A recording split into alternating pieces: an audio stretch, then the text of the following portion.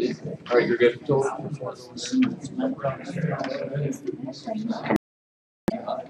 on.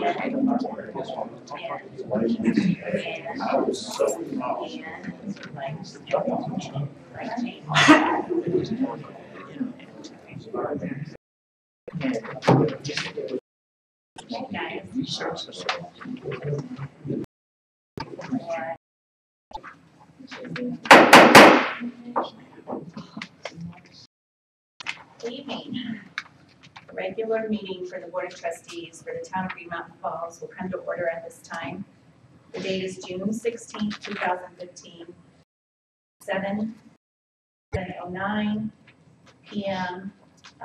Please, for the record, note that Trustee Gardner, Trustee Butts, and Trustee Stevens are not here at this time. Present Trustee coming here shortly, but two board members are not here tonight. Glad you guys are here, Green Mountain Falls. At this time, let's stand for the pledge, which is behind.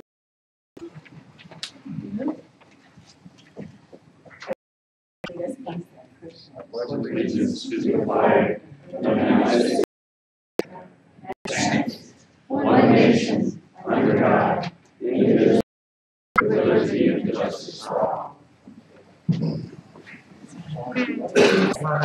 I know. Said we need to move on that. They used to be right over here. Yes, that's fine. So welcome to tonight's meeting. So glad to see summer folks down. Glad you guys are here. It ended up being a shorter day than it did this morning. So are there deletions or corrections to? Kelsey's here. Yes. Hi. So let's add him after public input, okay? Pikes Peak Regional Building. Legal advice regarding specific legal additions to this. Discussion on that? All those in favor vote by saying aye. Aye. Okay, opposed? Okay, consent agenda. Approve the Board of Trustees meeting minutes for June 2nd. Add the Planning Commission approved minutes in May 26th. And the bills run from June 3rd to June 16th for $12,657.81. Are there any items that need to be looked at separately? Board? Okay, then we'll vote with all of these all together then. Okay, second. Okay, discussion. All those in favor vote by saying aye. Aye. Okay. Public input for items that are not listed on the agenda. At this time, we'd like to hear from citizens. Anyone in the audience who would like to speak to the board, please remember you have 3 minutes. Please stand, state your name and address, and come to the podium.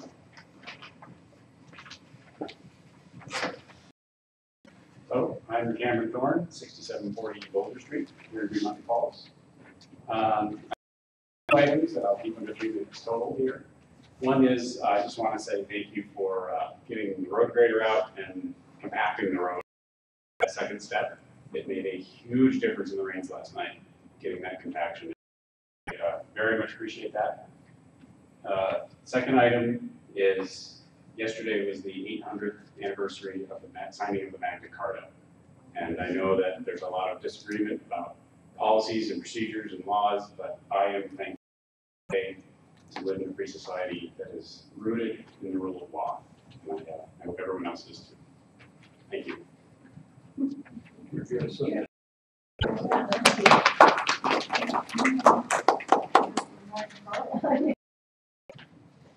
I just want to say how happy people are with the trees that were planted and all these gorgeous flowers that being put in, all the pots down there. There have been so many comments. The trees that they planted down there where they took the one tree out, the house used to be. Yeah. And it really, and also if everybody could, any fisherman, or people you know who fish down there, tell them to be sure and try to pick up fishing line. It's getting really, really bad. We've had 4 geese, you know, with the fishing line all around them. And we were able to take off 3. Actually, it took a month and a half for 6 of us. 1. And Nan Stevens grabbed one with fishing line around both legs by herself, picked it up and got the fishing line off. So we have to really thank her. I mean, she was so brave to do that. It's really hard. And wildlife will not ever come out. They said it's just a wild goose chase with kids. So anyway, I just want to encourage you, and we're going to talk about that with signs also. Awesome. You know, so. Do you know who planted those flowers, Michael? Flowers or trees? Trees, flowers? I don't know. That was when they did the landscaping around there. That was there. Great, thank you, Ann. Anyone else? Oh, Yes. Hi. I'm Gavin Light. I have a fourplex on El Paso Trails, and I actually have a couple items. I was in California last month, and I went in an antique store and I found 3 100-year-old postcards of Green Mountain Falls. So In California. We'd like to see it was really bizarre. I was hiking the Pacific Crest Trail, 10% of it, and I go in this little antique store, and he had bought a whole bunch of postcards and had a lot from Green Mountain Falls. So, That's amazing. yeah, I thought it was Yes, really weird. We'd love to see those. And the second item, my fourplex every year, it's not just my property. Everybody on the street has water issues in the garage. I realize that there are a lot of people in Green Mountain Falls that have a dirt road in front of their place, and private funds don't allow to pave everything. But didn't know if there was someone in the room I could talk with about what it would take to maybe do some sort of an improvement to prevent the flooding that tends to happen. Every year I'm having to do drywall stuff in my garage because it just, so, yeah. I could talk to you Okay. about it. Actually, I live next door. Okay. I'm aware. Okay. So then you guys can connect there. Okay, I'll talk to you. I'll just leave these postcards here if anyone wants to look at them. Awesome. Thank you. Thank you very much. Mr. Brett, your turn.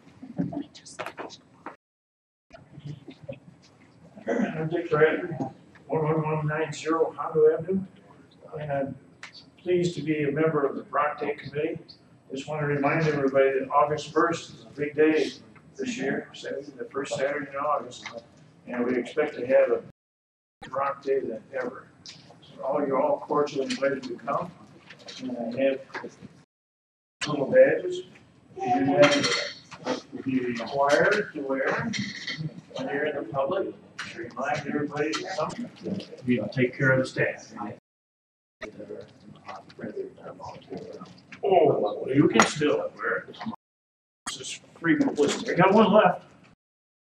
Okay. There you go. Thank you. Awesome, thank you, Mr. Brett. Okay, anyone else? No? Okay. We'll move right along. Public comment is closed at this time. Henry with PPR High State Regional Building. And Rhonda or Karen. Karen? Harry Kowski, High Street Regional Building Department, and can you hear me? I'll talk. You heard about Seinfeld. Yeah. So, I wanted to come up tonight and let everybody know in the town council that I'm also serving as the building official plus now the county administrator. And the main reason for coming up is to make sure we have a good relationship. We've always had a very good relationship with High Street Regional. I know between Green Mountain Falls, but I want to make sure at least that we start out working on there. Chris, I've worked with Chris and also Tyler, so I think you all know me pretty well. And I think we worked with you on this building some. So I don't know what's gonna happen in the future. I don't even know what's going on there because if it wasn't, be in my name, I wouldn't even know that. Lost my, there's a lot going on in this. I'm sorry, my voice is very bad today. If I can help the town, please give me a call and you know, I'm looking forward to it. I asked Karen Vernon does development work with permit activity and what we're seeing with, and I'm sure, Chris, you probably would take that sometimes, but I thought that we'd also touch base, so I asked Karen to come up with me. So I really didn't have, I can answer any questions, although like I already told you, the county on the I will say. You will soon. So, questions? I'm glad you guys are here. Karen, do you have a card and stuff? And do you know, like, so maybe we can touch base as I set those agendas, and maybe we can just schedule a time for you periodically. So that would be good. So if we can get a card from you, that would be great. Yes. And if you'd like, I can go ahead and give you a report of how you've done so Yes. far this year. So basically, so far for 2015, you have done 38 residential alteration permits for items like offices, re-roofs, sheds, and dormers. 5 commercial alteration permits to include exterior remodel at the church in the Wildwood and a demo at the Governor's Lodge. So that gave you a total of 43 permits, 138 inspections, which added about $280,000 valuation into your community. Year to date, Green Mountain Falls fees collected were $479.52. Use tax, I'm sorry. And regional building received $65.17 of that. Wow. Okay. We have that written down in where we can. I can actually You will share give you these forms right here. I have it on there. That would be Okay.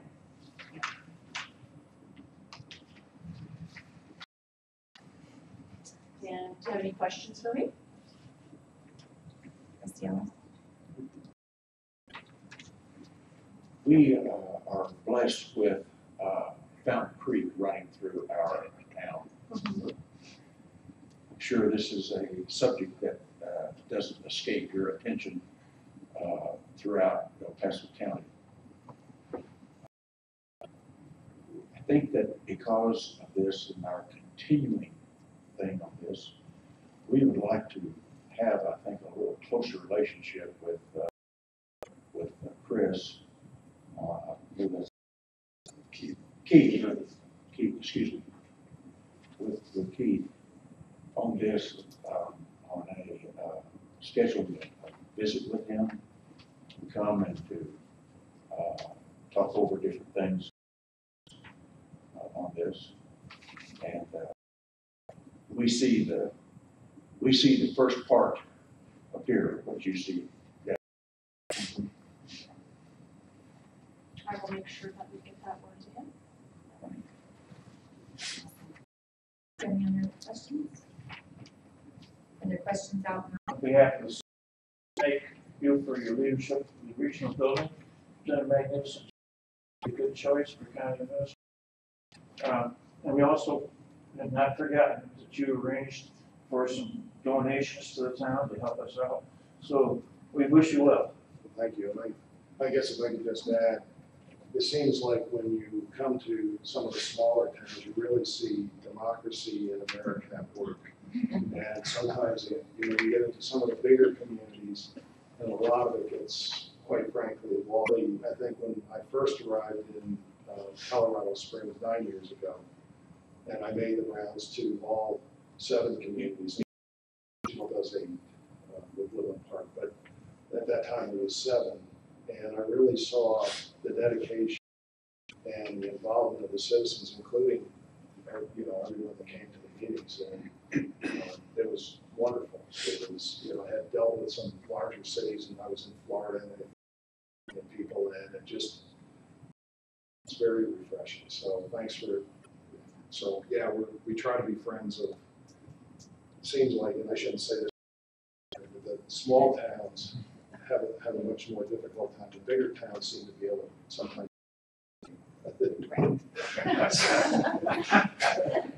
Mr. Luttrell. I'd like to congratulate responsibilities. I think the county picked the right man. I don't know that they are in the higher levels at the county. I think you know that at some point, you've done this, at some point in your life, you get to the point where the money is not as important. Sure, you need to live, but there's other motivating factors that you want to be involved in.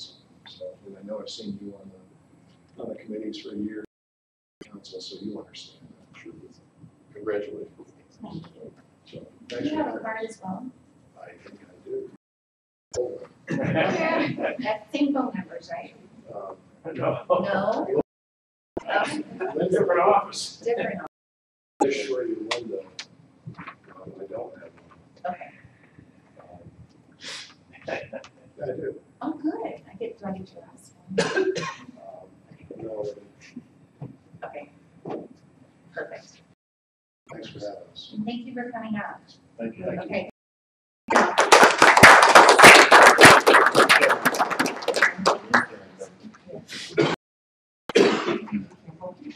Thank you. Safe travels down the pass. Okay. Next item of business is old business. Old business 5A, referendum and initiative update. Yes. Oh, I'm just signing it, sorry. We're good. Keep going. We're good. Okay. Signing it. So 5A, referendum and initiative update. And Mr. Cobb is going to. Well, new stuff, the three of you, and a review for the mayor. We'll take these separately. One is the petition for referendum, which says, okay, governing body, we elected you. We want you to make all these decisions, but we still to revisit what you make into law. In this case, we adopted 2015, which changed section 2-33 of the town code.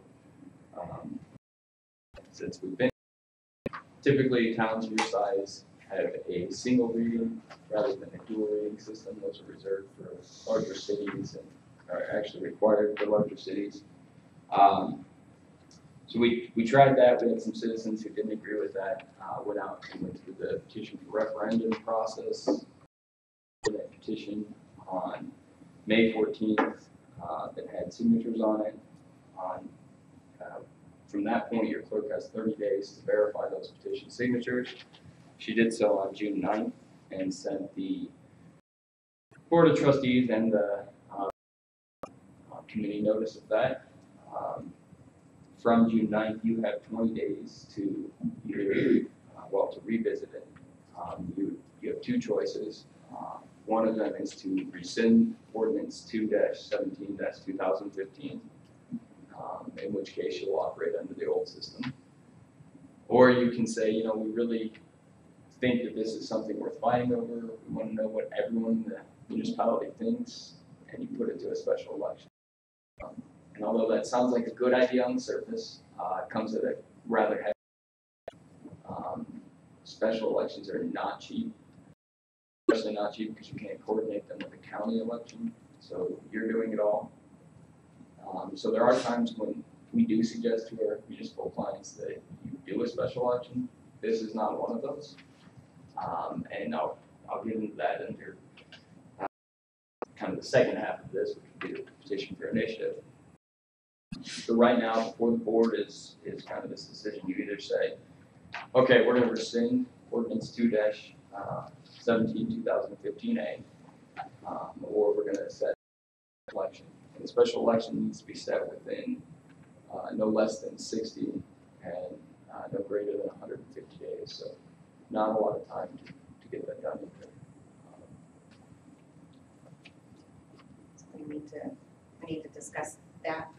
Yeah, so what you had before you was actually ordinance number 616-2015A, which is an emergency ordinance rescinding ordinance 2-17-2015A.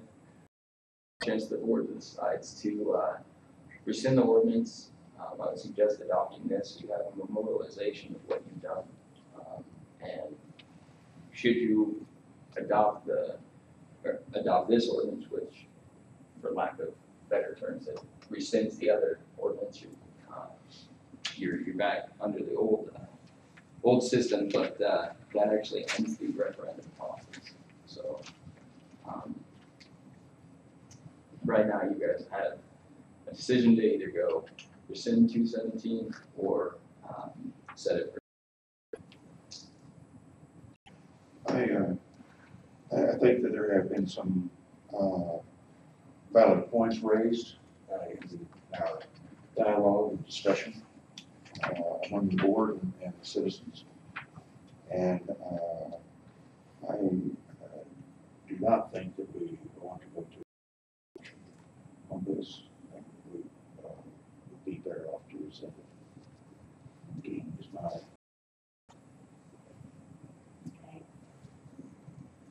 Trustee Cook, no, way down there. When It's just like,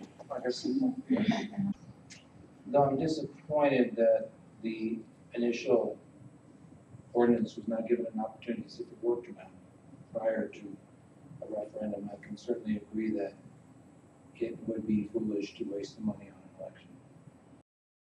To the other.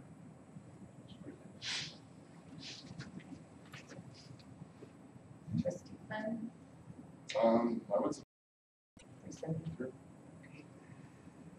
I also agree. I don't think spending the money on a special election if our citizens aren't happy with what we have done and I gathered the signatures that we should not. Essentially what you're passing is emergency motion, or emergency ordinance. And the reason for that is you don't have enough time to go through your dual reading system to rescind this. So you would actually run out of time and you would be forced in, because if you don't rescind it, the default is to set a special election. So then you're required to do an election. So your wonderful dual reading system is hamstringed to it yet again. And if you don't act rather quickly and under the emergency provisions, saving town resources for the general welfare, certainly this significant of a resource with that limited amount the town has, would be justification. That's an emergency ordinance. It is effective upon adoption. So it does get published in paper and all that, but it doesn't have a 30-day waiting period. So with this, it's time to read this now. Yep, and seeking public comment, which you'd like to. Okay. So this is ordinance 6-16, 2015A, an emergency 217-15A. Whereas the Board of Trustees of the Town of Green Mountain Falls, Colorado, pursuant to Colorado statute and the Town of Green Mountain Falls Municipal Code, is vested with the authority of administering the affairs of the Town of Green Mountain Falls, Colorado. As on May 14, 2015, the Board of Trustees received a referendum regarding ordinance 217-15A, an ordinance amending section 2-33 of the Green Mountain Falls Code. Whereas the town clerk deemed the petition sufficient and the trustees and the referendum committee on June 9, 2015. And whereas the Board of Trustees have reviewed the petition referendum and have concluded that it is in the best interest of the town to revisit the adoption of the ordinance, and it is necessary for the preservation of health, safety, and welfare of the citizens of Green Mountain Falls 2-17-15A. Now therefore be it ordained by the Board of Trustees of the Town of Green Mountain Falls, Colorado, Section 2, severability.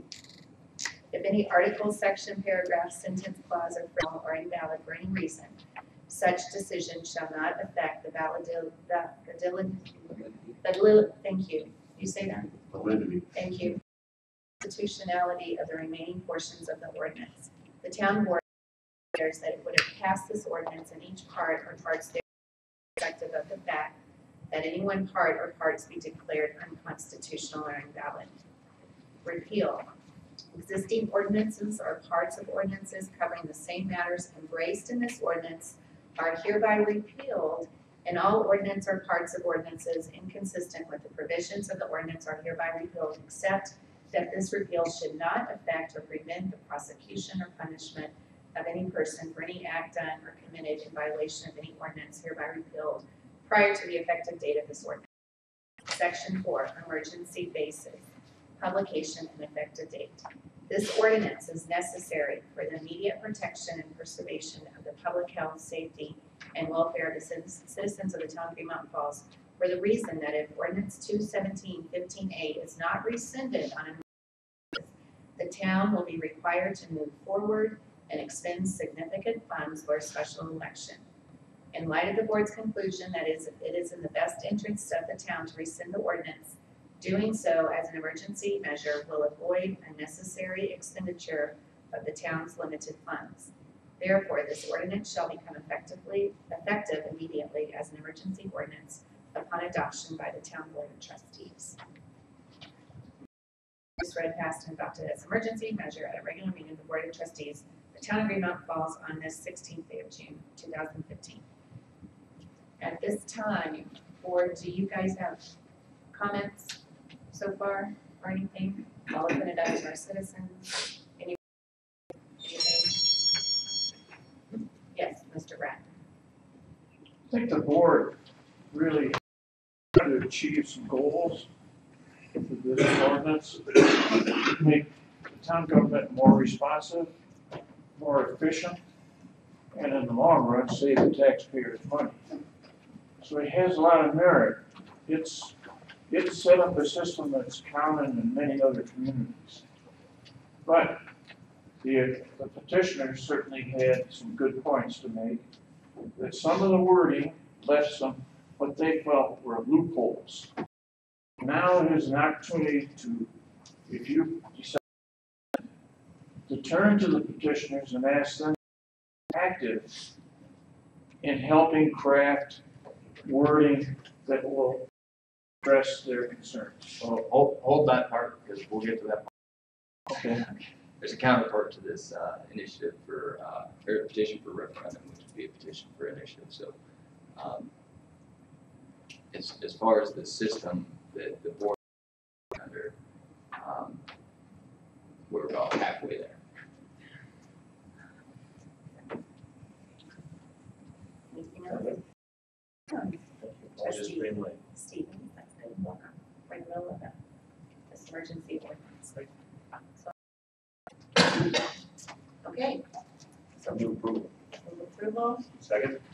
Okay, discussion. All those in adopting the emergency ordinance, rescinding ordinance 217-2015A, vote by saying aye. Aye. Opposed.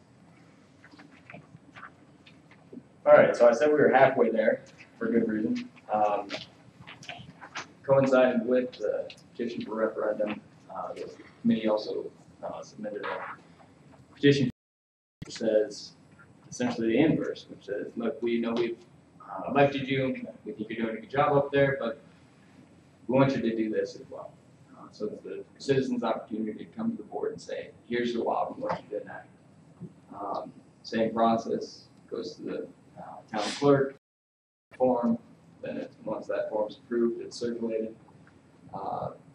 Supporters signed, comes back in. Clerk has 30 days to review the signatures for validity and other things. In this case, same thing, petition for initiative, petition for the initiative on May 14th. Clerk reviewed them and deemed the petition sufficient.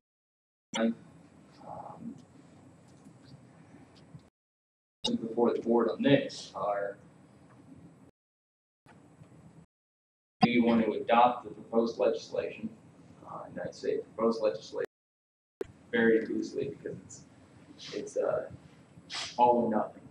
You can't just take part of it, you can't edit it, you take it exactly as it's written, and you adopt that law. The other option is to set it for a special election. Again, there are times when we do advise boards to adopt that theory of thinking. We make the laws. If we didn't make them, you know,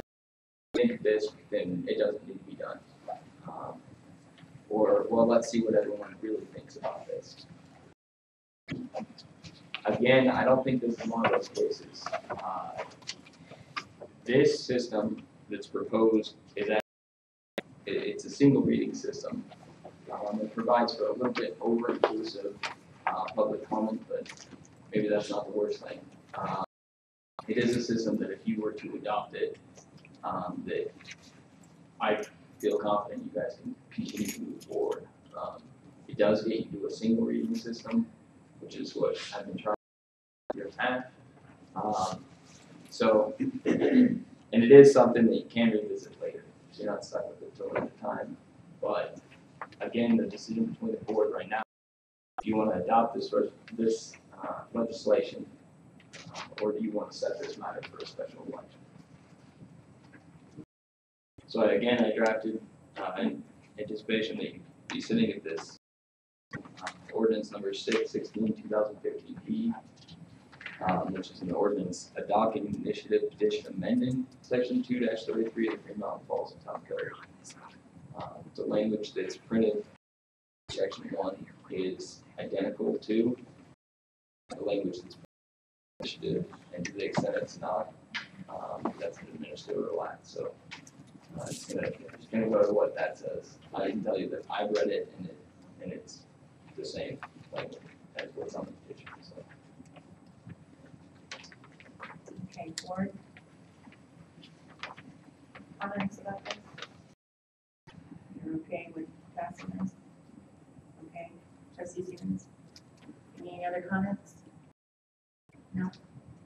Okay, so at this time I'm gonna, well, I need to read it. And this is rather long, so. Anyway, should I stand? Proposing to pass a new ordinance without a single reading, except this one? Okay, I need to read this And right now. that's not allowed by the current law. Well, so hold on. Okay. If the board wants to walk you through, I can do it. The reason that this will be passed, again, is a timing thing. So if you don't act today, you have that same 20 days that you would under the referendum, under the initiative. If you don't act, if you don't adopt this, the default is to go to an election. So, I misunderstood. You're proposing a first reading, but not a vote to adopt No, tonight. I'm saying that this is the inverse of the referendum. So the look, you have to act. Both of these say you have to act. You have 20 days to act from the time that the clerk says these petitions are good. Right. On this hand over here, what the board just did, say, okay, we'll rescind that ordinance. Here, your choices are either to adopt the law, get it adopted, not start, actually have it by the end of that 20-day period. That's what necessitates an emergency ordinance. It's again to avoid the cost of special elections. Really, you're going to be splitting hairs about how it works. The premise, as I've said, is you're under a single reading system, so that emergency ordinance support is still in this, the same way, just in the referendum. So this is a first reading and there's 20 days. Okay. This is ordinance 6/16/2015B. It's an emergency ordinance adopting an initiative petition amending section 2-33 of the Green Mountain Falls Municipal Code. Whereas the Board of Trustees of the Town of Green Mountain Falls, Colorado, pursuant to Colorado statute, and the Town of Green Mountain Falls Municipal Code is vested with the authority of administrating the affairs of the Town of Green Mountain Falls, Colorado. Whereas on May 14, 2015, the Board of Trustees received a petition for initiative amending section 233 of the Green Mountain Falls Municipal Code regarding the process for adopting ordinances. Whereas the town clerk deemed the petition sufficient and notified the Board of Trustees and the initiative committee on June 9, 2015. And whereas the Board of Trustees have reviewed the petition for initiative and have concluded that it's in the best interest of the town to review the adoption of the proposed ordinance and it is necessary for the preservation of public health, safety, and welfare for the citizens of Green Mountain Falls to adopt this emergency ordinance, adopting the initiated ordinance. Now therefore, be it ordained by the Board of Trustees of the Town of Green Mountain Falls, Colorado, Section 2-33 of the Town Code is hereby amended to read in its entirety as follows. Section 2-33, adoption of ordinances. A, the procedure for passing emergency ordinances necessary for the preservation of public property, health, welfare, peace, or safety is as follows. 1, an emergency ordinance may be introduced at any regular or special meeting of the Board of Trustees by any member thereof. 2, the emergency ordinance shall be read in full. 3, if state law requires a public hearing prior to the adoption of any emergency, the board shall set the matter for a public hearing. 4, an emergency ordinance shall become effective upon an affirmative vote of 3/4 of the members of the Board of Trustees. Set procedure for passing all other ordinances as follows. An ordinance introduced at any regular meeting of the Board of Trustees, a member thereof. 2, introduced. 3, prior to the adoption, the board shall hold a workshop at which public comment shall be heard. 4, at a subsequent regular meeting of the Board of Trustees, A, the ordinance shall be read in full unless copies of the ordinance at which public comment shall be heard. C, after public comment in a public hearing, the ordinance may be approved with or rejected by a vote of the board. 5, if the ordinance is approved by the majority of board members, it shall be published in accordance with state law, and said ordinance shall become effective 30 days after publication. And then section 2, if any article, section, paragraphs, or phrase of this ordinance is held to be unconstitutional or invalid for any reason, such decision shall not affect the, what's that word? Thank you. For constitutionality of the remaining portions of the ordinance, the town board hereby declares that it would pass this ordinance in each part or parts thereof, irrespective of the fact that part or parts be declared unconstitutional or invalid. Existing ordinance or parts of ordinance covering the same matters embraced in this ordinance are hereby repealed, and all ordinances or parts of ordinance inconsistent with the provision of this ordinance are hereby repealed, except that this repeal shall not affect or prevent the prosecution for any act done or committed in violation of any ordinance hereby repealed. The date. Section 4, emergency basis, publication, and effective date. This ordinance is necessary for the immediate protection and preservation of the public health, safety, and welfare of the citizens of the town of Green Mountain. Reason that if the initiated ordinance is not adopted on an emergency basis, the town will be required to move forward and expend significant funds for a special election. In light of the board's conclusion that it's in the best interest to adopt the ordinance, so as an emergency measure will avoid unnecessary expenditure of the town's limited funds. Therefore, this ordinance shall become effective immediately as an emergency ordinance upon adoption by the town board of trustees. Passed and adopted as emergency ordinance. Emergency measure at a regular meeting of the board of trustees. Discussions. All those in favor, vote by saying aye. Aye. Opposed. Okay. All right, board. So now, looking at essentially the beginning of operations of this system. This system requires that you introduce proposed ordinances prior to when you set a workshop, which is public, and public. So I have drafted 2 more ordinances because you didn't have enough on yet, which would be Ordinance 7-7 2015A, which happens to be your next meeting. And this ordinance addresses the amending sections of 7-104, which is animals prohibited within town.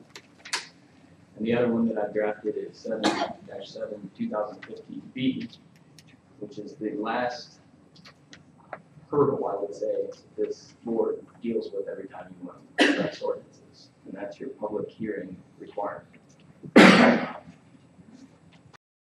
I will tell you that there are some towns out there that don't even hold a public hearing ordinance. They simply ask for public comment, hold a public hearing, and they adopt it.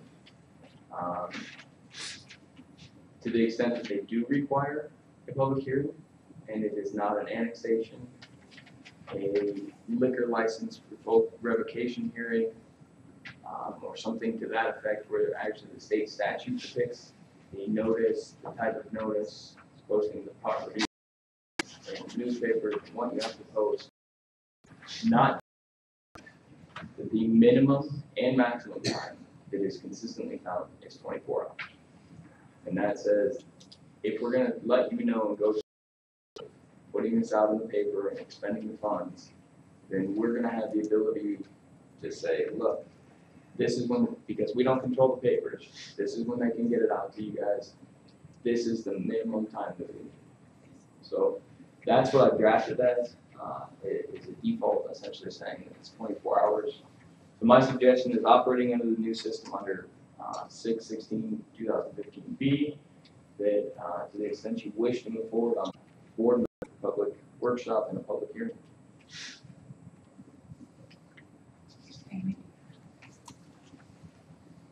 Board, would you have comments on that? Would you like to set these two for workshops? July 7th?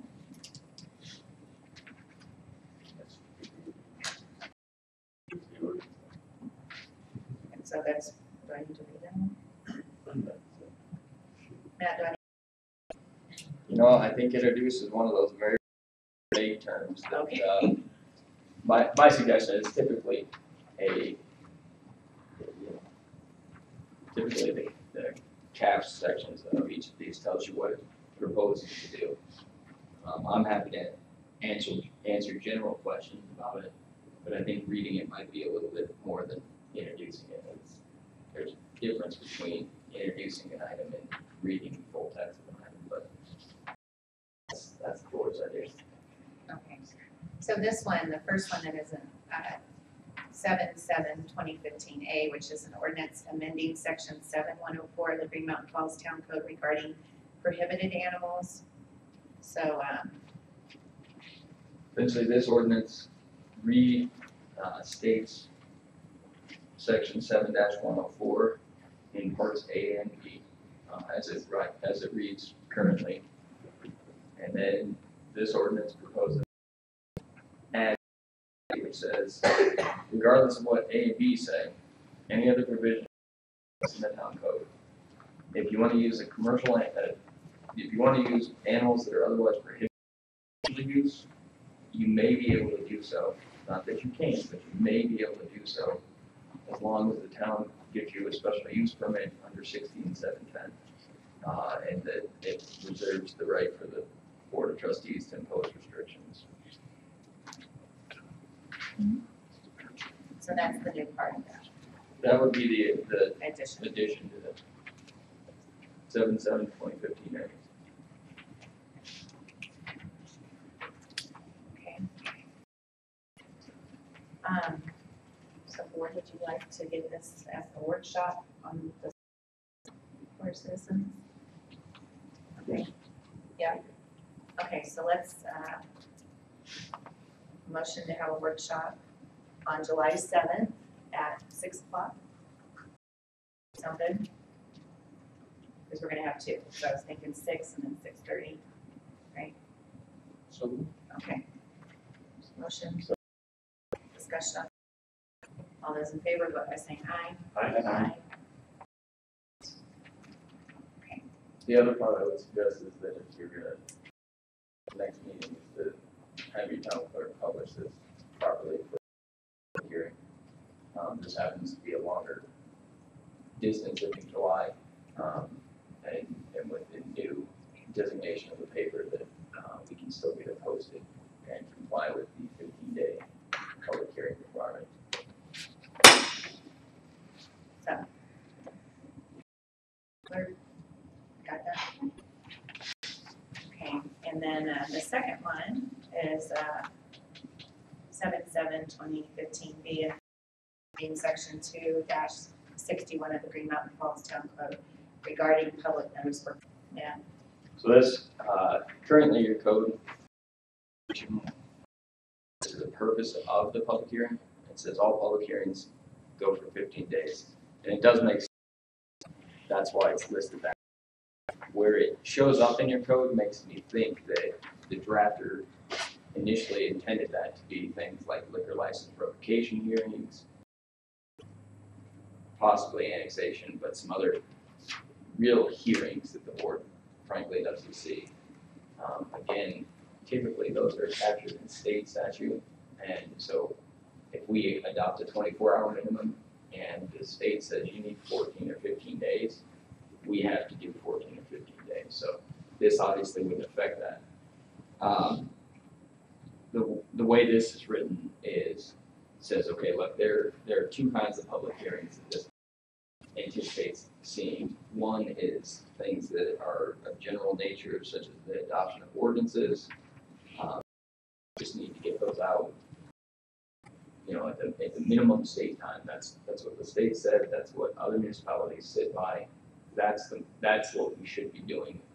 Obviously, more notice is better. So the times that we can give you more notice, great. But the times that it's, hey, we need to take a look at this right now, it really opens a lot of, essentially a lot of ability to run more efficiently. Calendaring and waiting for things to fall through the cracks.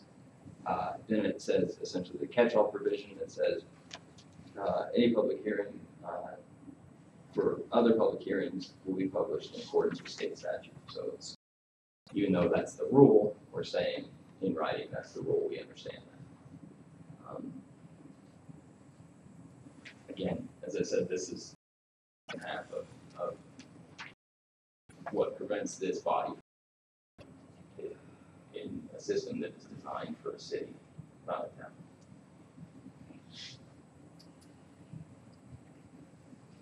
Okay, questions? Okay, so to set this for 6:30 workshop on July 7th? Board? Yeah. And published. And published? Yes. Is there a second? Second? 6:30. 6:30. The second one. The second one. Yeah. Okay, so 6:30. There's a second discussion board. Okay, all those in favor vote by saying aye. Aye. Thank you very much for your work on this. Okay. So that got us to C, resolution for the IGA for El Paso County. Board, we looked at this last time. Trustees, we had some questions, some language for that. The new IGA.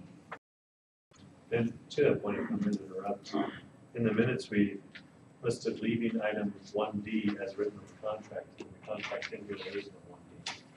So did the contract change? Did not draft a resolution for two reasons. One is it didn't appear to have the changes that I made in it, and it doesn't have the changes you suggested.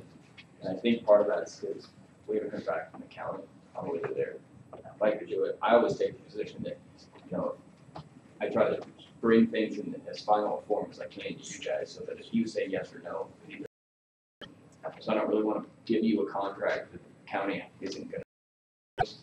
So I think we table the resolution to the IGA. El Paso County. yeah, that would allow for staff time to. 5D. Mr. We talked about this quite a bit. So, are there any other questions about this? No. And Matt, you've looked at this and everything. I've looked at it. Other comments. I think that one intertwined issue that the board has yet to really address on how whether they want to address it or not, is the use of cards. And I think that, it's almost one of those things where you could do it at the same time and then set the limit so you could get this framework in there and then get the cards. I think it said, kind of get this in place and then look at cards. And I think you guys have gone back and forth a couple times. If you feel like you need more time or something like that, that's fine, but you let me know what you I think it's an exemplary piece of execution support. I think we should move forward. It'd be nice to get the card issue in there.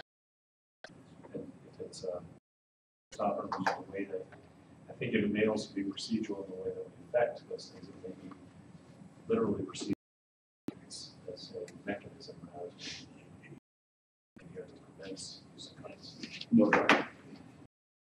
So if the board would like to look at it on July 7th, I can tell you that the ordinance number based on the new ordinance design would be 7-7-2015C, which I would say that there would be no better person to introduce this than Trustee Ellis. So if the board's contemplating that, I would suggest you introduce it. Yes, someone else introduce it. Okay. Would you like to introduce that? Or to the 21st. Or could we do with, or start, get through the workshops quickly? Try to get them done?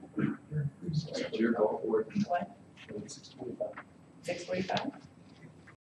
I'm ready to get going. You're ready to get it going too? So let's set it for 7. 7, and then we can start our meeting at 7:30. That'd be good. That'd be good. Have all that, get it done. That'd be awesome. Okay. So he introduced it. Yeah. So, just to back up a little bit, you're setting public hearings for these ordinances? Is that what I'm We're hearing? setting both. We're setting a workshop that starts at 6:30 and 7 respectively for A, B, and C. They're also authorizing the notice of a public hearing during the meeting. So there's two- about the documents? Yeah. Okay, thank you. Yes. You guys haven't quite next jump yet, but so everything gets published in full right now. Okay, so there's a motion second on that. A motion to have a workshop, right, So, on the 7th, And and a public hearing. Okay, and publication? No, we're not gonna need that. your workshops just need to be published by published, I mean, they need to be noticed by your agenda. Yeah. So you actually put that on your agenda for your public hearings, they still require, your code still requires you actually put that in the newspaper. So when I say authorize us, the staff to get that in a newspaper and to set it for a public hearings, that's what I mean. Step 4 is authorizing the publication through the newspaper for a public hearing, the full text of the anticipated ordinance. Okay, so there's a discussion. All those in favor, vote by saying aye. Aye. Aye. Opposed? Okay, so Renee, you got all that then? Good, She's got it. she's got it. Okay, excellent. good. So this will be at 7 o'clock for this workshop, and then we'll start the meeting at 7:30? Okay, very nice. Okay, town barbecue, this was put on the agenda because we talked about it, and then, I don't know if anything that, I do know that, that July 3rd, that's coming up real quickly. So I would like to, maybe think about this for later summer, in the fall. Can we panel a committee to put this together and propose something to us? On the next meeting, we can get some traction. Sure. I didn't hear that, I'm sorry. I was just suggesting getting a committee together to get some legs behind it, to propose something to us for consideration or how we can help it. But, I have something that would help. I mean, I Labor Day's a can. good time. Labor Day's a good time. Labor Day is a good time, so is there anyone that would want to do that? I can't commit to that right now, but I think. any interest in having a town barbecue type? Something to bring people together and thank people or whatever. What's wrong there? That's wrong. Let's hold on, I think we could get this board, like maybe during Green Box, during doing a town barbecue or something during that time, maybe. That's not really of interest. Okay, We can always come. yes, you're interested, town barbecue. That'd be good. Okay, website updates, Mary and I have met with El Paso County. We're still talking with them, and we're going to put this on the July 7th for the county, showing for us. Okay, so this will be on July 7th as well. Okay. PPACG membership dues, $371. Or you did get in your packet, got an email or a letter from the Council of Governments. They're increasing their dues a little bit, $371. And we need a return and enclose the approval and ratification distribution by. Move approval. Second. Discussion. All those in favor, vote by saying aye. Aye. Aye. Okay, 6B ordinance, another 215A excessive noise. This was brought up last week. Chief Bradley is in the process of gathering more information on that. You did receive an email from him today. So let's go ahead and put this on the July 7th stuff. Okay, July 7th. Because we have no. It's getting better. Hold on, board. Yeah. Is it, she's not here. There he is. Yeah, there it Oh. is. So, So the I would suggest coordinating that when you're talking about that, when he has some good reading and numbers to put in, because those are it's typically not the rest of the equation there, it's usually. but he So doesn't have that right now. I don't want to Yeah. have you say, let's do it on the 7th, and he's gonna have it by the 7th, I'll have it. by the 7th, okay. I'll have it. We'll deal with this, if not Wednesday, the fall. End up being ordinance 7-7, 2015 D. Okay, so do we want to move that to the next? Let's move that to the 19th. Or the 21st. Are you guys okay with moving that to the 21st then, or we need to get it? I can submit to you early as part of my report. Be a lot of readings, 60 or 70 in there. So this, typically, there's not a whole lot of public comment on this. Usually, because not everyone has a meter, so they don't know how to progress, but, and once you tell them, look, these are the readings, there's really not much of an argument. So the discussion on this, I would say, would probably be the most limited of the ordinances you're looking at. So I wouldn't say that it's too cumbersome to do. Okay. If you get there and we need to continue, but begin with. So Okay, it's up to you guys. You have, you can put it on all kinds of options. okay. Okay, And put on the time. okay. So someone up there like to introduce this. Would you like to introduce it? I would, You will introduce it, thank you. yes. For consideration of the July 7th meeting, the 7/7/2015 D.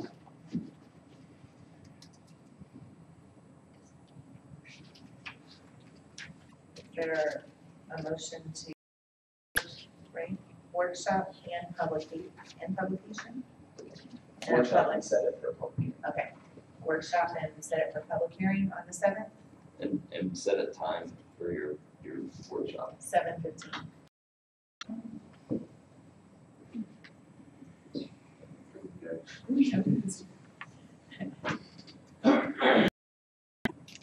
Well, our meeting will start at 7:30, so if we get there, Mr. Cobb, if we get there and it's 7:20 and we haven't, Typically, the times things start are, case law out there says it starts at this time, or soon thereafter is practical. So if you're there at 7:15, you can't start it earlier, because what, you always get a complaint says 7, and we're talking about it, so you can't start it at 6 and be done by 6:05, and then someone shows up at 7. But you can say, we're gonna start at 7, and something back to 7:15. Well, if you were there at 7, then you are gonna wait. If you wanna speak about it, then you'll be there.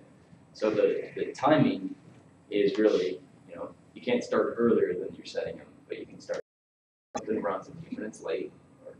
Is there any problem with setting one workshop for 6 and then start the meeting at 7 and encompass all 4 pieces in that one workshop?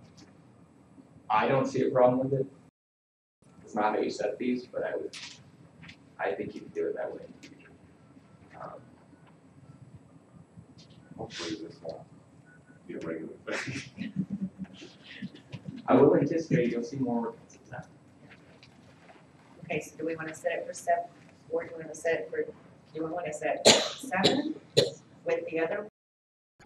No? So 7:15 workshop on the noise. And then, and then 7:30, right? I think I made a, Stevens made a motion. Is there a second? Second. Alice? Okay, discussion on all of this? Okay. All those in favor, vote by saying aye. Aye. Aye. Opposed? Renee, if you could, for the board, please, just send out a little email about everything, okay, so we can get this written down, okay, because it's mind-boggling with all the different. That is good. Thank you. Thank you. Okay, CMCA conference, July 25th and 30th. This came from Mary. She wrote something to us, 6C here. This is some training, clerks training. Conference for CMCA is a week-long conference and it costs $1,100. It does include lodging and she doesn't have in her budget to attend the entire conference. And they do offer a daily and rates. She thinks it's really important to attend the new clerks, which is a half day class, and that cost is $75 to attend. She would also like to attend the all-day July 30th session, and they'll be covering keys to success meetings, conflicts, negotiation, and problem solving and team building dinner. The cost for that one-day session is $250, so a total of $300. I'm clear, there's not $1,100 in the training budget for the admin department, is what I'm reading here, but is there $325? My understanding that there was $325 because that's why she did it. So why is it being brought to us? for our attention? I guess, I don't know. Board, if you want to approve it, you could always do it subject to it being outside her budget or her spending those funds within her budget. So either authorizing above her budget or authorizing it through her budget. I'm super comfortable with authorizing it through a budget. Why then we'd be authorizing each and every expenditure. That's what I mean, it essentially say, look, if it's not in your budget, we're saying you can do it. Then if it's in your budget, you can have to say anything. My thinking would be that just to push the procurement side of it, if it's not in the budget, what part of the budget will be impacted? So the question is, from where does it come? Well, I don't have it in my budget to attend the entire conference. So that word entire might mean, you know, that she has this other stuff in her budget. I don't know. It's not clear. You know, it's the end of July. I'm wondering if you guys could look at this on the 7th. And I guess my feedback to her would be to present it two ways. One, to find the appropriate amount of money, and I'm gonna find it in these areas. And so I need a budget change to the attendance of this, so we can see what that impact is. Or two, don't bring it to us if it's within the travel budget. She has $325. Well, I think she has it in the 325. She doesn't have the 1,100, but she has the 325 to attend it. So she was just writing this to say, would we attending the training? So, I think the training is beneficial in the event that she doesn't have it in her budget, we can address that at that time. But I would encourage her to sign up. well, if she needs to sign up between now and the 7th, and it's in her budget, then depending on, We don't even know that. just needs to do it. And to that end, I know Colorado Municipal Clerks Association is a strong organization. She can great things. We can figure out a way, or she can figure out a way to come up with 1,100 to more of that. Yeah, that was gonna be something I heard. So you guys are aware, your clerk's not here because she's at CML, which is actually where I'm. And CML and Colorado Municipal League, and the Colorado Municipal Clerks Association are two of the best education and training resources out there for municipal clerks. They're really good programs. They don't waste the town's funds. It usually results in them learning things, so either legal fees go down, or mistakes don't happen, or you avoid. So a lot of that doesn't take very much to get your money back on that. That excludes lodging, it's a pretty good deal. I- Do you know where it is? This one, It no. doesn't say. I can tell you they're not in Hawaii anymore. That's usually judges of Hawaii. That price. CML this year is Breckenridge. Yeah. CMCA, I'm not. There's usually not an airline ticket involved. Right. Well, she's also talking about daily travel, so that would be. Well, and I would say that if you're looking, I have seen the trainings that CMCA does benefit more than the difference from this 1,100 to the 325. I have seen those trainings. I have seen them come back. If that's what the board is leaning toward doing, you have your assistant clerk, tell your clerk, look what's in your budget and tell us what it would take to get you to the whole conference. So I think the conference is in Denver. So So, nowhere to and that's travel. why she would do those day conferences things. Okay, so what direction are we going here? If Mary has to be registered by, are you has to be registered? Yes, I see a winter. I have one in November, but I don't see that. At least on this. Okay. I mean, I agree with you, very important. And So, for a week-long conference, what should be worse? Clerk training And networking. and networking, I think would be very good for her development as well as the town. Would benefit from that. so what I'm gathering then, that she has said $1,100 in her. I But we're would say that's saying what she's saying, is that she couldn't, within her budget, she can she can go to attend these these two, things yeah, at a minimum. right. And I would think the board, we do have discretionary. I would ask her to come back with a proposal for a See budget. exactly what we're talking about. I would like to include the week's agenda. As far as it is, we can have their opinion about the you know, if we think the whole week is, we think, you know, as much training as possible. But I would certainly like to see what the agenda is prior to making approval for any activity. Yeah, I would imagine that's pretty readily available online. It's just looking. I think she would give it to us. The registration date is July 10th. Yes. Yeah, so I would suggest that, So let's put that on the 7th. Let's put that on the 7th, and in the meantime, what we'll request are to provide more information about the classes that are offered. it's actually gonna be at Regis University, and it says, new this year, if you are a new clerk, we are offering a special nuts and bolts class on Saturday, July 25th. We strongly encourage you to attend the session to learn the basics before the institute begins. So, Yeah, that's the $75. yeah. Yeah. It's- Never give us a financial detail, what our budget is for. Or if it has to come from us. Financials, Just a budget amendment. a budget. Okay. Okay, perfect. Okay, pool furniture. Okay, our lifeguards are here, ladies.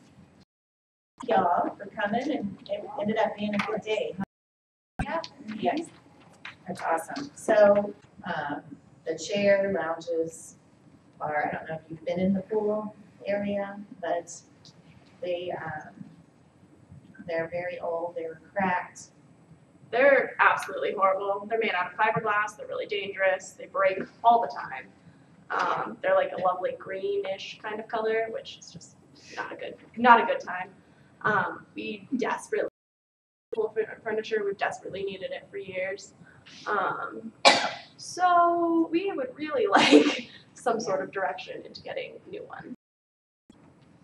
Those, yeah. Last year from Manitou had said he hadn't seen anything like that. You had either, I think we could call them, have them come out, take a look at the furniture, maybe get some money for it. Because it's very antique.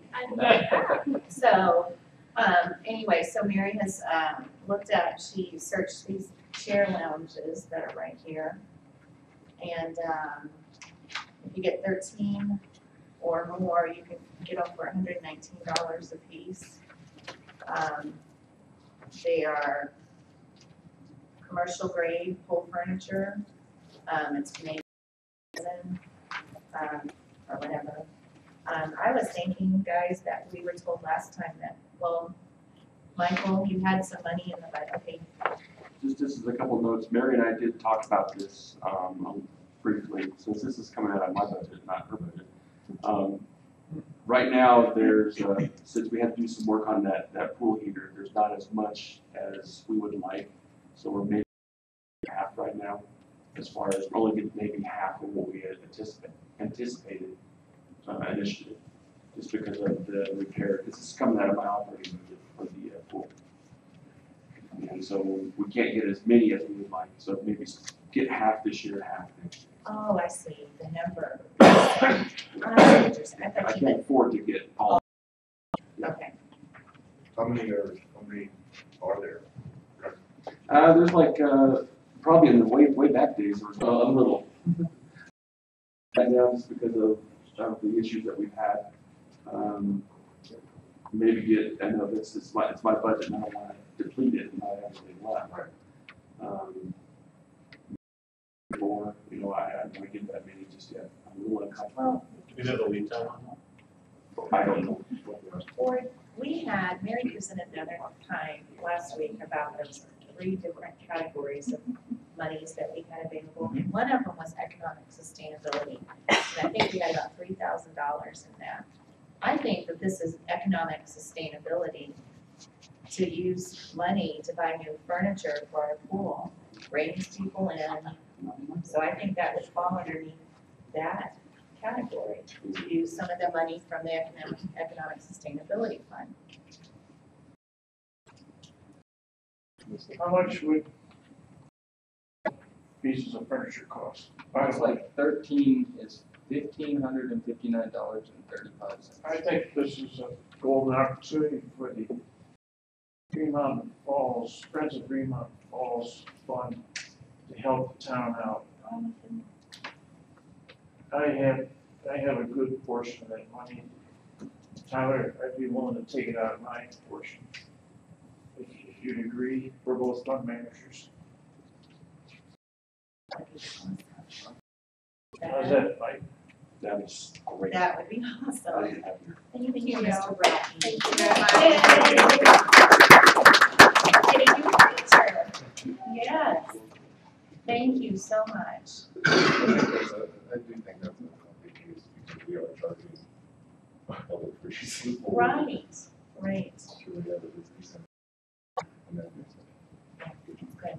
Yes, Tori? Quickly, before we move on from the pool, thank you very much, appreciate it. Mary asked me to bring to your attention swim lessons. I'm fully ready to go, but we need to set a price of like how much you want to charge and when you want me to. So she asked me to bring it up. Sorry, we're on pool, so I just tackled that on there. The swim lessons. So, I guess, you know, should we put to see if put it out there to see if they're. Oh, there's interest. There is There's interest. interest. We get calls, I get messages. I run the public for the pool. I get it a couple times a week. Do you need the whole pool to do the lesson? Do you do it in one section? You need We don't need to close it. We were talking about doing it on like Tuesday and Thursday mornings, or like Tuesday and Saturday mornings, like 9 to 10 or 10 to 11, and take out open swim. I can do it in the small section of the pool. It really just depends on like the level of the kids taught. So That sounds, You do it in the no, the No, shower. shallow. No. Wow. When you're on. That's like, That's really a board issue. We probably need to approve the concept of them doing lessons. And the costs. I would say proposal would be appropriate. I'd rather get them moving on it and make it happen, so they can start doing it. so how much, The charge. how much do they charge? We've never done group lessons before. What we used to do is each guard would like take a kid, and we charge $60 for 6 half-hour lessons per kid. So lessons. So however you guys want to work it, I was thinking like 4 weeks, twice a week for an hour. So that's eight lessons? Yep. 8 lessons, 8-hour lessons. Yep. 8 hours worth of swim lessons. And it's profit for the town because you just pay me my hourly rate, and then you guys take all the rest. $1 million is probably too much. Steven, just to check. definitely. It's worth that. Let's see, what do y'all think? So, What manatees charge and what's the white charge? I don't have that information right now. It's between like 60 and 80, I believe. Okay. And we used to charge 60? Yeah, 60 now. for 6 half-hour lessons. Okay. And you're proposing $60 for 8 No, lessons? she just said there's That's gonna just what be we've done. 8-hour lessons. It's kind of long. We could do half an hour. It doesn't. I'm just curious. And it's, I mean, the 3-year-old would be gone after 15 minutes, but the 7-year-old would probably make it a half hour before they Totally. need something different, but I. yeah, I don't know. that's Or fine. maybe you can have 2 different age. Different groups. 2 different school or like age Yeah. groups. Yeah, we did 1 to 9:30, 9:30 to 10. That So then works it too. would be 8, 6, or 8 half-hour lessons. Yeah. So then that would be 4 hours. So that would be 4 hours, right, worth of lessons? 4 hours worth of lessons. Okay, so guys, how much do you think? Yes, ma'am. What's the max number? How many can we have? We Uh, want them like small. like 6, 7, something like that. I don't know what the exact Is it- ratio is. It doesn't, your license doesn't tell you that. Yeah, it doesn't say. Okay. We good with the kids, so handle it. 40 hours? So basically, Okay, until we find out lead cost and then have time. okay. $40 would be a good start. This is the first year of it. I was gonna say, this is your trial year. Yeah. Let's make it- Yeah. So, Tori, I think 4 hours worth of lessons, 30 days, for $40. Perfect, per kid. Okay, per kid. And then how many kiddos? Up to 6. Up to 6? I think up to 6. 6. Up to 6. Perfect. I'd suggest up to 6, unless you hear otherwise from Jersey. Okay, unless you hear otherwise. Okay. Okay, and those will be on what days? I was thinking Tuesday mornings and Saturday mornings. Tuesday and Tuesdays are slowest day generally. Okay, Saturday, parents aren't at work generally, so. okay. Now Tuesday's gonna be the 250 swim, Right. so you think that will be hard? No. No. If we do it at 9, Okay, 9 to 9:30, and then opens, or lap swim starts at 10. right. So, And Matt, go check on any. Yeah, I don't know, I gotta call in Tammy anyway, so. and if you will get with Mary then about the specifics, I guess, but go ahead and get something out. So board, I'll entertain a motion to have Tori teach swim lessons, 4 hours worth of swim lessons, 30 minutes apiece, up to 6.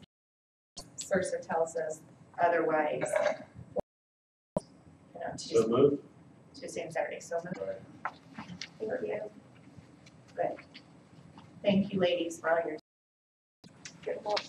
Okay, a payment drop box, item E, 6E.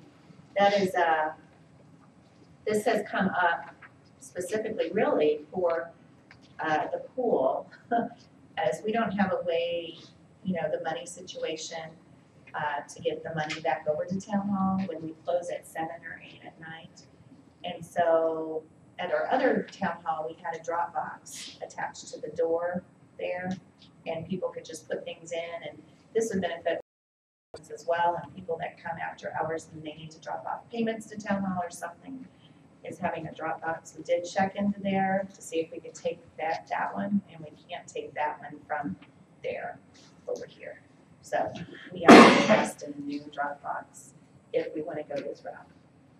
So Mary did some research for us, $116, and it ships in 2 to 5 days. So plus the one thing is the box itself, $116. We have to get it installed too. Our maintenance guy, look over to you first.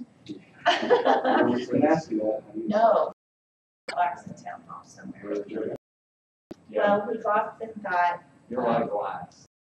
we got down here, so it drops into the office down there, on this side, right there. Yes, Yeah, the second page, that's it through the door, the second page is it through the wall. oh.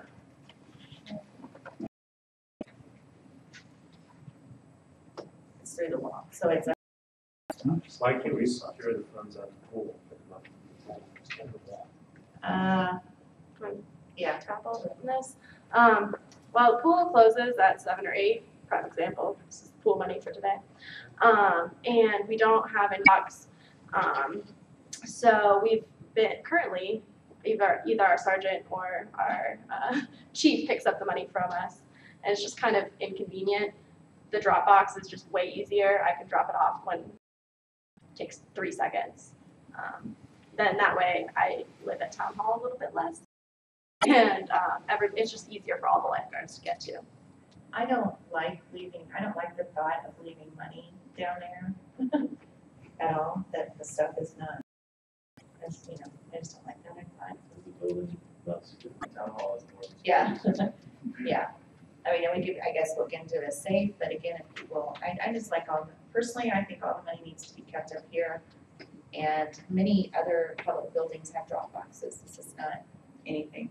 If we want to pursue this, I'd like to see a bid to get it professionally installed, so that we would. That could be costly. Yeah.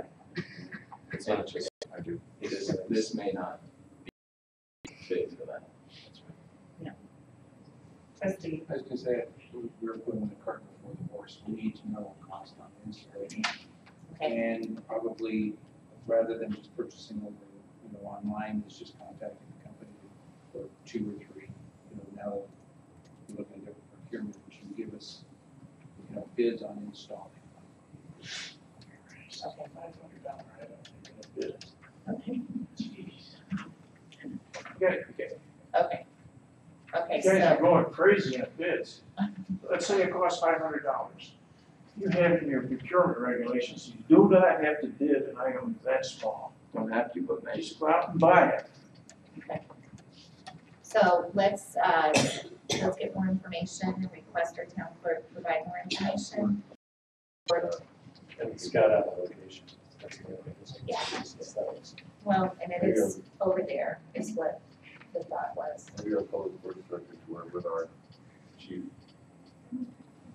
To figure out what for that, 'cause I think so law enforcement, what would we do, doing something. Alter the building with substantial load, that's cost, they might think these guys, I don't think it's more of a maintenance type issue, so.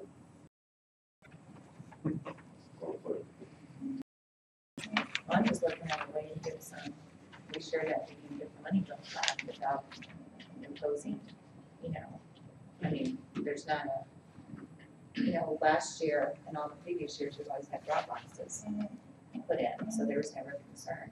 So this year, it's like we don't know. So if you wanna talk amongst y'all.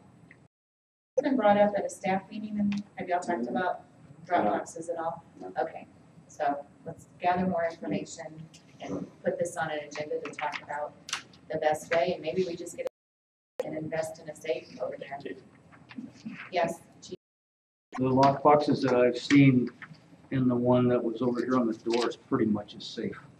Yeah. Yeah, they're heavy. So you guys agree on a location, you find one that's not terribly expensive. I'll come down and help, just a matter of measuring, punching through in the right location, making sure there's not utilities there, bolting it down.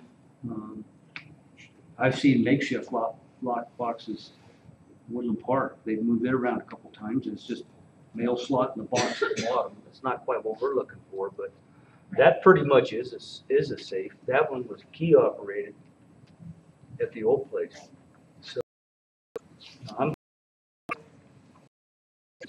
do whatever we need to do if that moves things forward. We're not always available for the pool when the pool's done. We're tied up on something else, so they kind of get stuck holding the bag, so to speak.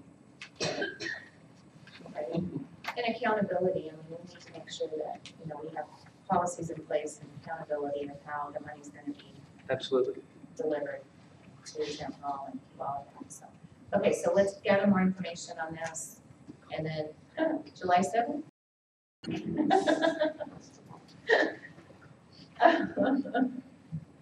Okay, awesome. Oh,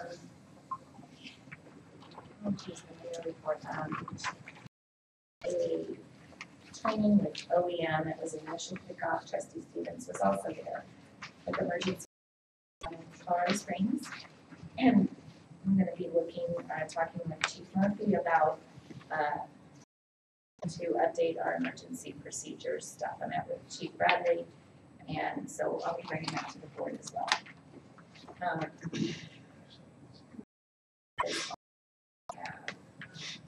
Trustee Cook? Trustee Stevens? Attended last CCG meeting as well as the PRTA meeting. We do not have a regional building and regional business alliance. Nice. Trustee Quinn? Trustee Ellis? Yes, as everyone knows, I think you received a notice in your mailbox to the postal patrons. Green Box activities festival will begin on July 4th. this year. And in conjunction with this, the Kirkpatrick Family Foundation is making available to the town of Green Mountain Falls, and particularly our new town hall, 3 pieces of original art for us. This demonstration, or not demonstration, exhibition, excuse me, of these 3 pieces of art will be during a walking art tour beginning at 3 p.m. on July the 5th. This will include 3 venues: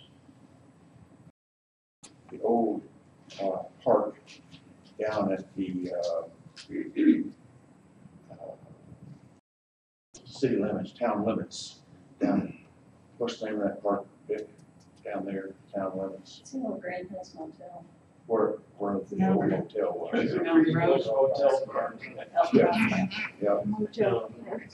This will begin there, and then the new Lake Street beautification project, which will be the second display of art, and move to the town hall for the 3 pieces which will be on exhibit here. This will be 1 sculpture and 2 paintings, all contemporary art for everyone who wants to get in, all the citizens. The docent for this tour will be the art director for the Kirkpatrick Family Fund. I have forgotten her name, but is a very well qualified lady who will be doing this. So, in this respect, Matt, will you have the call in to Saracen? Yeah, that's things that I've got to do, but I'll make sure we talk about that. On this to see their. Do we want to step bill? Well, yes, that, and we might need to notice the board. I was asked to have, it's like a dedication of the new town hall as well. And so if the board is present at 3 o'clock to come to town hall, to be here, that day would be great. Yeah, that's my motion. So. Okay, so I was wondering when, the board, so 3 o'clock on July 5th at town hall. So. Or 3 o'clock it starts, 3 o'clock is the beginning of the tour, and my understanding is it will begin in the east and move to the west. So we'll be at the 2. Okay. Yeah, someone will be here. Awesome, thank you. We have 1 report, Michael. Your report? Yeah. Board. That. All right. Well, the weather report, we definitely had some more rain again. We started producing a good amount of rain. And definitely we've had some road damage due to this. We've done a service to the grader chipper by changing the oils and filters, and it's been good running, and it's running well. The news report that this is running well. There has been some issues that we've had to get to that point, though, just to kind of reiterate with some folks. Over the last couple of weeks, we were in the pool with help from Carl Martin, the lifeguards, and myself. The pool heater has been repaired. Initially, we had it repaired, and we couldn't find out exactly what the issues were, but there were some issues last year with it running, and we couldn't diagnose it with water in it. But what we found out on Sunday, I think it was Saturday, that when the plumber / heater came out, that the heat exchanger was extremely dirty, and it was causing, which What that does is all the material from the soot and everything from burning of the flame in there cause the flame to turn yellow, and cause the heat exchanger to get dirty, which causes it to not function properly, which causes it to plug up, which causes the CW to build up inside there. So we had it cleaned out, and more efficiently now. We don't have the issue that we had before. All the flame is nice and blue and clean, which is cool. But in speaking with Scott from CW's Plumbing, he told me that it's done at least once a year from now on. Don't know how it was, but just as a preventative maintenance type thing, we need to do this at least once a year before we open the pool so that it runs more efficiently and we don't have these problems. Also, was the age of the pool here, which is 15 plus years old right now. And we do need to put in our budget little funds in the kitty to replace it in the very near future because of the age. Most of them only last about 10 years. This one's 15 plus, so we definitely want to make sure that we take care of it. The cost of these is anywhere from $3,000 to $5,000 for a new pool here. So we'll definitely have to put that in. Also, the pool had a leak. We probably lost 2,000 gallons of water. It went down, and I noticed it. I think it was on Saturday, and I did fix this. It was over by the steps. There was a leak in there, and no one could have known about it. It was a leak, and I repaired that, and don't have any more problems with that. So that's cool. UPass Gravel, we've been having them deliver 300 plus tons of road base to the Public Works yard. They've probably delivered about 200 plus right now. We've been using that diligently to repair roads, which is good. Okay. I installed the backflow valves preventers for all the sprinkler systems all around the park, so we'll be testing the sprinkler system to see how that's functioning. Because I did all the rain that we had. So I'd like to see how our systems are running. That's a lot of rain coming down. And a special thanks, I would like to thank the Falls / Gmf Fire Department for helping to fill in the pool this year. I thought of a new idea to try to help speed up the process instead of just filling with the line for the pool, and they helped me in shuttling water back and forth. But it's better than taking many days to fill the pool, so that was great that they helped me out there. That's what I have. Awesome, Michael, thank you for it. Matt Crobb, Mr. Crobb? My only report is I'll be out of the office the rest of the week, and that I also won't be here at the second meeting, but I will be available probably like FaceTime. It comes up, but I will be here. The seventh. The seventh. Okay, awesome. Renee, is there a clerk's report? Okay, and there's not a report from Chief Bradley. So we have two correspondence board. There's been some flooding at 10880 Belvedere, and then we have some peace minutes. And Margaret Bowers, right? And Bowers Morris. Morris. Margaret Morris is here, and her mom welcoming the girls, and thank y'all for being here and staying so late. Mr. Bratton is on also the planning commission, so he can chime in as well. But at this, there were two requests from the planning commission to be brought to the board. Two requests. Read what they are. The two requests is to recommend to the board that the board direct the fence owner to immediately remove any barrier to the free flow of Catamount Creek. Reference Green Mountain Code section 16-8041. And Mr. Crobb, please chime in as well. So I don't know that I'm up to speed on Okay. what this is. It's a non-conforming fence.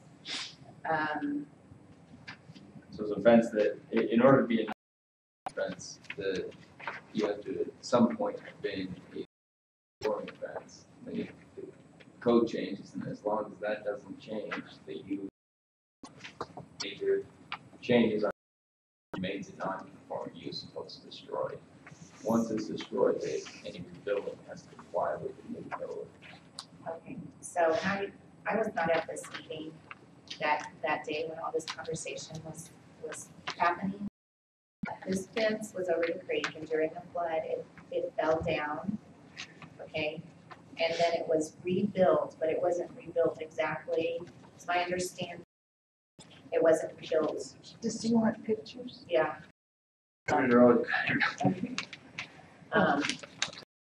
Your last page. So when you say it was torn down, was it gone? Or was it Yes. just knocked down? It was completely gone. I mean, I saw it.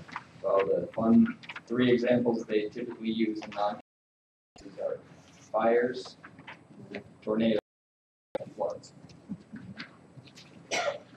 So The planning commission recommended, it says right here, it says, on 16-43, you guys have all of this? Yeah. And it says on, it says 2, authority, the board of trustees, the authority to order any non-conforming removed or brought into conformance with requirements within a reasonable amount of time. And then it says enforcement should be the duty of the town marshal to administer and enforce the provisions of this article. So I think that's why it was brought back to the board and not just at the planning commission. And Renee, you did not attend this meeting, so. Right, I think most of the fence was knocked down, they put it up with different materials, had a different height, and I'm not sure that any of it came before it was put back up.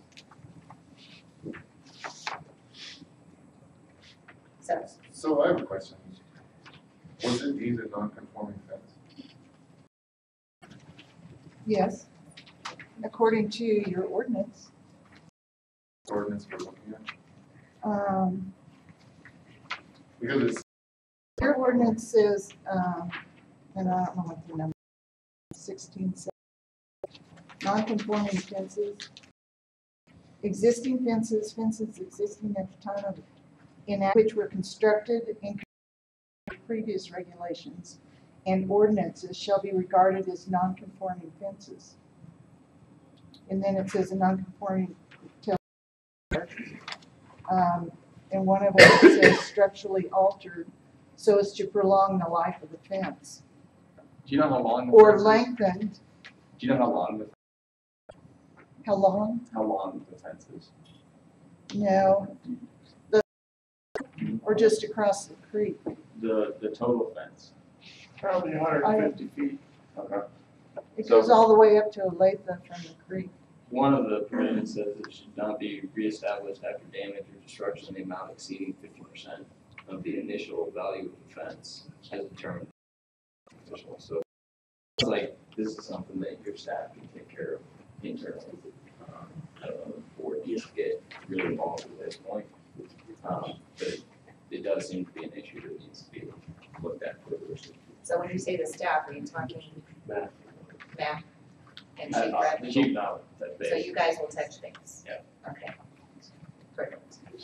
Okay, So what about those motions then? well, so that's the first, What was the planning commission recommendation?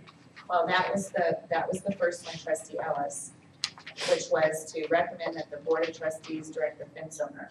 And what Matt was saying is that what we need to do is recommend that our staff look into this, okay, and handle that. Yes, Chief? So my question is, do we go contact this individual and demand they put it back in the configuration? Or Matt's gonna look into it on behalf of the remove board. it? Okay. And then come up with a direction. He can't For you guys. Okay, Our motion was pretty clear. Yeah, Stop blocking the flood. the board's direction is pretty clear. They They don't, don't- hey, Fence looks like. they don't want the chief to go do something that might not be in compliance with the code. So what he's saying is, take a look at it, get in touch with the chief, it's pretty clear that any non-conforming needs to be enforced by him. As to whether it's a non-conforming The use. fact that it's conforming or non-conforming is moot, because there's another section of the code And that may Laurie be, there found may be more that things. says you can't impede the natural flow of a creek. And that's the point. And that's exactly what the fence was doing. So But it that did. part of the code supersedes anything about non-conforming. Again, enforcement and legal advisor get together and figure out what should happen. That's what they're saying. So it's moving, we're just gonna let them figure out the best approach on what to do. Okay, the second part of this motion from the planning commission was to recommend that the board of trustees request a field investigation of the situation by the regional floodplain administrator, and that he review any proposed fence replacement across Catamount Creek, reference regional building code section 313-5. So the second part of that was for us to contact regional building and have them come out and take a look at that. Yeah, it's my understanding that your regional building does your code enforcement for that section of the codes, that has to do with actually building and crossing the creeks. So, I in a coexisting manner, that you could have them, and then you can have the local enforcement also take a look. It may be at one of those levels and not at the other, but you probably, if they're in charge of the permit, then the permitting process, have them take a look. So, you recommend someone call Yeah, I think, let's see. it would be Mr. Curtis, correct? Yeah, that is what. Yeah. Keith Keith Curtis. Someone call him directly? You will speak with him? You know him? Okay. Perfect. Okay. So if you can have him come out or whatever to this. Unfortunately, the guy with this kind of. Okay. Not just to get other flooding problems around the town Well, Dick, that he needs to look at. Dick, we're concerned right now with handling this. This was brought to the board's attention. Okay. Okay? So this right now, they're gonna talk, you're gonna talk to him. So, I appreciate you guys sitting through this and everything. So, Margaret? Arnie? Yeah. Trustee, you guys contact. Right. Yeah, trustee Quinn. Okay. So, yeah. Perfect. Thank you. Okay, just, this time it's business, and at this time, like, a vote to go into an executive session for, to receive legal advice, section 24-6-402 4B, seek legal advice regarding specific legal questions. And with our town attorney in that executive session. So, okay. Second. Okay. All those in favor vote by saying aye. Aye. Opposed? Going into executive Okay, session. very good. So at this time, we'll move into an executive session at 9:05.